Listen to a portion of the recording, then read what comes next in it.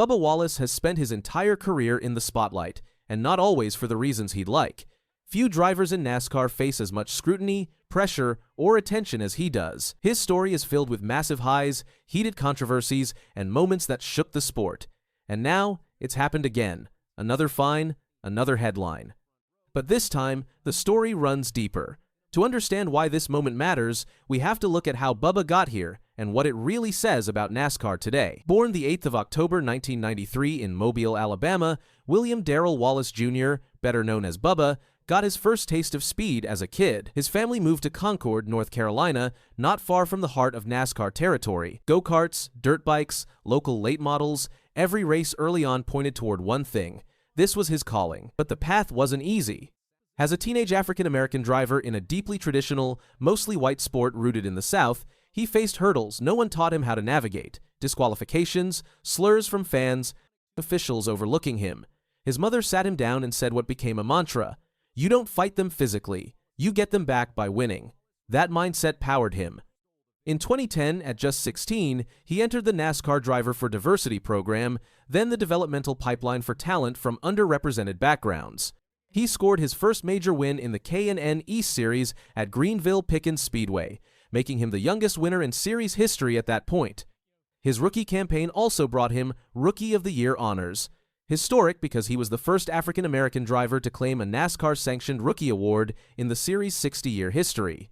Signed by Joe Gibbs Racing as a development driver, he moved from bandoleros to legends to late models to trucks, blazing through the ranks. By age 19, he was full-time in the Truck Series, only the fourth African-American to race full-time at that level. He flashed speed and raw talent, wins, strong finishes, the kind of rare combination this sport pays attention to. Then came the Cup Series. In 2018, he secured a full-time ride in the Cup for Richard Petty Motorsports, driving the iconic No.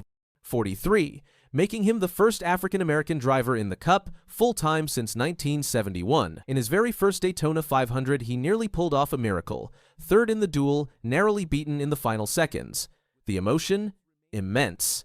But the rookie year that followed was brutal. Crashes, DNFs, frustration. He finished 28th in the standings, average finish hovering in the mid-20 seconds. The contrast between his raw talent and inconsistent results became the narrative. In 2019, things didn't move much, despite a signature moment helping Kyle Busch at Watkins Glen that earned him respect. Still, performance lagged. And then 2020 exploded into a completely different kind of year. The sport changed, the wider culture changed. Bubba found himself at the center of it.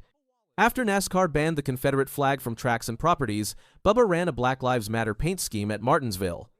11 days later at Talladega, a noose was found in his garage stall. The FBI later confirmed the rope had been there since the previous fall, but the moment became a symbol: Bubba Wallace.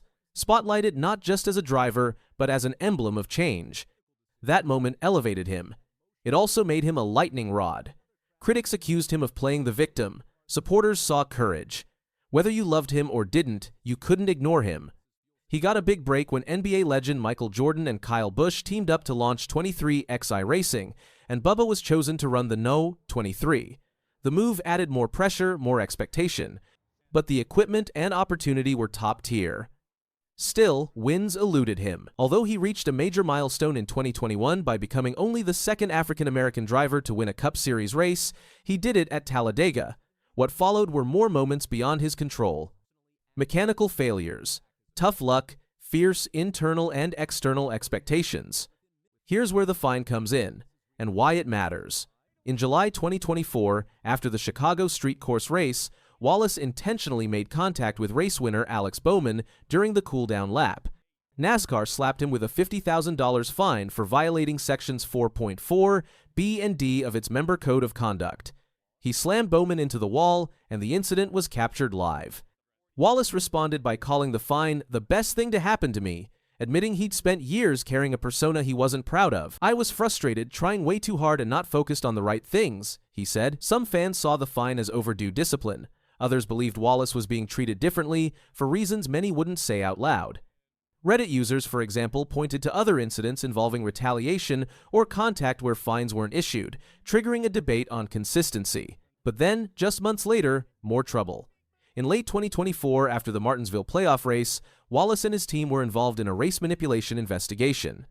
He was fined $100,000, docked 50 driver points, and the team was similarly penalized when it was determined he'd slowed down to help a teammate try to make the championship 4. The combination of off-track legal wrangling, huge fines, and results that improved yet still fell short skyrocketed his profile, and his critics. So yes, Bubba Wallace was fined again, this time not just for contact or retaliation, but for something much deeper, the integrity of competition. This isn't over. The fine is a statement from NASCAR. You'll be held accountable, and for Wallace, it's a crossroads. And what's important to understand is that this moment didn't happen in a vacuum. Wallace's 2025 campaign has been one of incredible consistency and focus. Week after week, he's turned in strong runs, especially on intermediate tracks, often outrunning major contenders. His average finish is among the best of his career. Crew Chief Booty Barker even noted that the team's communication and execution have never been tighter. He's qualifying better, racing smarter, and avoiding the kind of mid-race mistakes that once held him back. He's also stayed incredibly composed despite provocations on the track, something Wallace himself attributes to becoming a father in 2024. He told reporters that fatherhood changed his mindset, gave him purpose beyond the track, and taught him to channel frustration more constructively. Why does this matter right now? Because in 2025, amid one of his strongest seasons yet, Wallace is still chasing that breakthrough moment. Consistent top 5s across track types. A new child born in 2024, shifting his priorities and sharpening his focus. But no win yet since 2022. Some fans deny he has cup-level talent.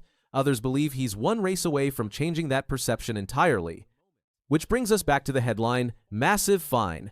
And the big question, what's next? Does the penalty hurt him, motivate him, or both? His response suggests it pushed him. He admitted the incident, and the fine forced him to re-examine how he behaves on and off the track, how the public sees him, how the team sees him, how he sees himself. Now he's focused on redemption. In closing, if you're watching one driver to keep an eye on, watch Bubba Wallace. Not just for what he does under green, but for how he reacts when the spotlight is on. He's been misunderstood.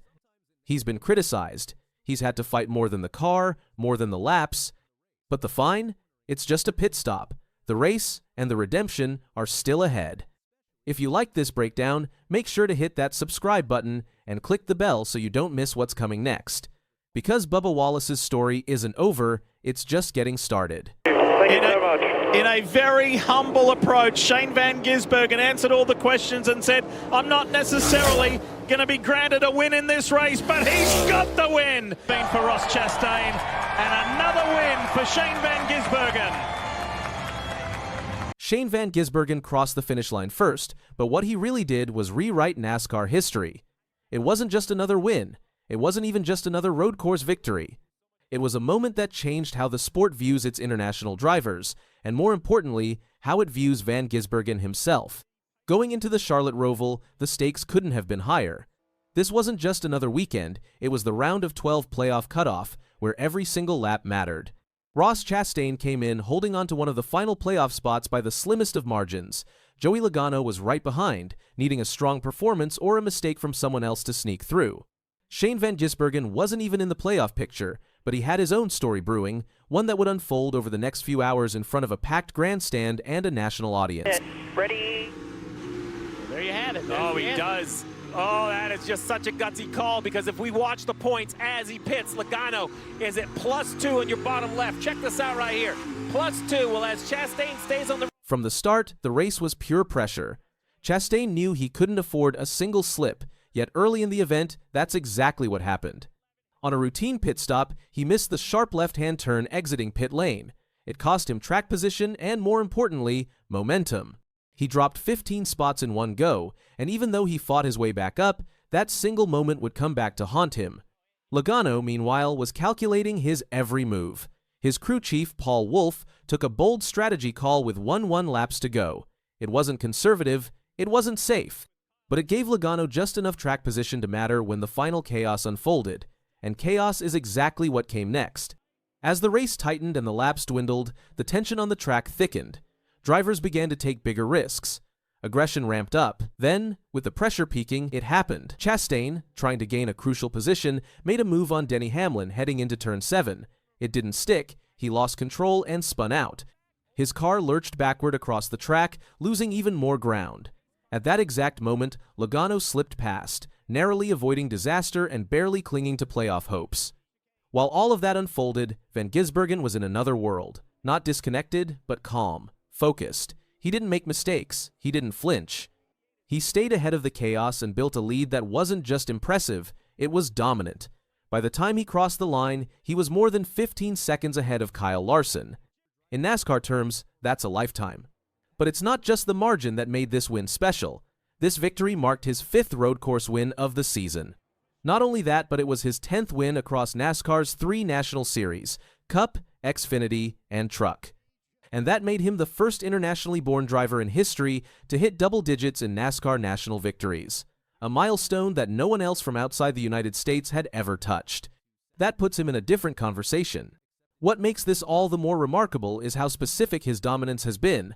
All 10 of his NASCAR wins have come on road and street courses, every single one. In a sport traditionally dominated by oval tracks, Van Gisbergen has carved out a lane of his own. It's not just that he wins, it's how he wins. Technical precision, clean overtakes, no panic. No drama, just execution. But even Van Gisbergen knows the narrative that follows him. He's not hiding from it. Earlier in the season, his performances on ovals were inconsistent at best. He struggled to adapt to the rhythm, the drafting, the constant high-speed balance that defines oval racing. And in his own words, that's where the real work begins. After the Charlotte win, he spoke with clarity. He said that while he loves a good battle, sometimes it's better to win by a large margin. He's been studying, watching, learning from other drivers, and using every weekend as a chance to improve. That kind of self-awareness is rare. He understands that to become a true NASCAR champion, he can't just be great on road courses. He has to be elite everywhere. Super speedways, short tracks, mile-and-a-halfs. That's the challenge. And it's a challenge he's not running from. He's embracing it. Joey Logano, on the other hand, may have escaped Charlotte, but not unscathed. His playoff life was saved by a razor-thin margin. Without Paul Wolf's late race call, he'd be watching the next round from home. And for Ross Chastain, the pain was immediate. He admitted it clearly after the race. That one moment, his spin was the end. He said he simply lost control. He wasn't on autopilot, but the pressure got to him, and he paid the price. As for Van Gisbergen, this win adds another layer to an already impressive rookie NASCAR campaign. Since transitioning from V8 supercars in Australia to full-time NASCAR racing, his learning curve has been steep, but his results say everything. He's not here just to compete. He's here to dominate. And on road courses, that's exactly what he's doing. The big question now is what comes next. The NASCAR playoffs roll into Las Vegas next, a vastly different beast from the Roval. Fast, unforgiving, demanding. For Logano and the other playoff survivors, it's another chance to prove they belong. For Van Gisbergen, it's another test, another step in his evolution. Can he translate this road course mastery into a broader threat? There's no question the talent is there. His car control is elite. His ability to manage pressure is proven. His instincts are sharp. But NASCAR demands more than just skill. It demands consistency. It demands versatility. And above all, it demands resilience. That's where Van Gisbergen might just be more dangerous than people realize. He's not satisfied with being the best in one lane. He wants to be the best, period. And this Charlotte win? It's not the end of his story. It's the start of something much bigger. Because now, every driver in the field knows what he's capable of. They know he can beat them outright. They've seen it. And with each win, with each new milestone, the target on his back grows. But so does the respect. No one's dismissing him as a road course ringer anymore. He's a contender, a threat. And if he keeps improving on ovals the way he's been hinting, it might not be long before he's in the thick of a title race. For now, though, Charlotte belongs to Shane Van Gisbergen. His name is etched into the books, his performance will be replayed, studied, and remembered. Not just for how he won, but for what the win meant. It was history, it was dominance, and maybe, just maybe, it was a sign of what's still to come. Hang on, Hamlin has come up into second. With those power steering issues, the man who has led 160 laps today still has a chance on this final lap. Jeff Gordon just stunned the NASCAR community with his honest words about Denny Hamlin. After witnessing Hamlin lose the Kansas race by mere inches, Gordon opened up about the brutal reality of racing heartbreak, and what he revealed struck a chord across the garage. Let's break it down what really went down at Kansas Speedway, a race full of tension, drama, and a wild finish no one saw coming. Denny Hamlin came into the race with one goal, his 60th career win. That would tie him with Kevin Harvick for 10th on the all-time NASCAR wins list. Starting second, Hamlin immediately took control. He led a staggering 159 of the 273 laps and swept both Stage 1 and Stage 2. The number 11 car looked untouchable. His team had given him the perfect setup, everything aligned for a storybook win. But as every racing fan knows, nothing is ever guaranteed on the track. Around lap 214, everything started to unravel. Hamlin lost power steering, a crucial part of car control. Combined with low-voltage issues, he was fighting the car with everything he had. Yet, he was still leading with 14 laps to go. That's how locked in Hamlin was.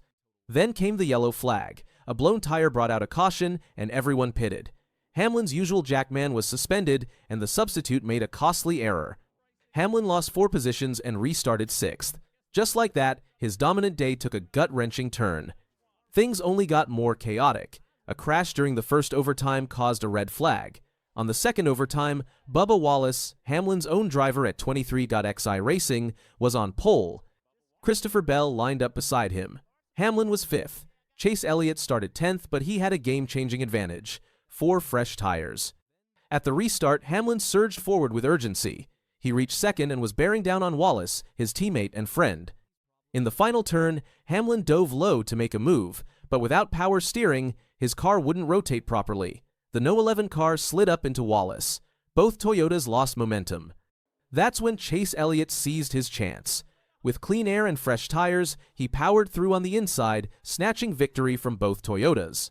Hamlin finished second, just 0.069 seconds behind. A brutal loss. Visibly devastated, Hamlin told the media, "Super disappointing. Obviously, I wanted it bad. You know, it would have been 60 for me, and team just did an amazing job with the car. Just really, really fast. Gave me everything I needed. Got the restart I needed. Just couldn't finish it there on the last corner. Obviously, got really. Then came the heartbreak. Hamlin admitted it was personal. He wanted that win for his family. That emotion, wanting it so badly, might have pushed him to force the issue too hard. He took accountability, saying, "If I had to do it all over again, I think I'd run a little bit lower so I don't get so tight." He owned the mistake. But that didn't dull the sting. The situation was even more uncomfortable because Hamlin had made contact with his own driver. Should he have gone easier on Wallace? Hamlin dismissed that idea. "I would have raced everyone the same way. I'm going for 60. Nobody will ever accuse me of laying over for a win."